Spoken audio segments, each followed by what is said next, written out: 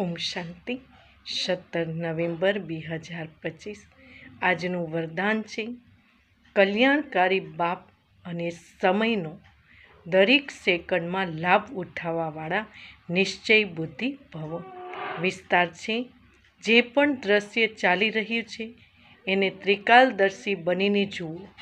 હિંમત અને ઉલ્લાસમાં રહી સ્વયં પણ સમર્થાત્મા બનો અને વિશ્વને પણ સમર્થાત્મા બનાવો। સ્વયંના તોફાનોમાં હલો નહીં, અચલ બનો।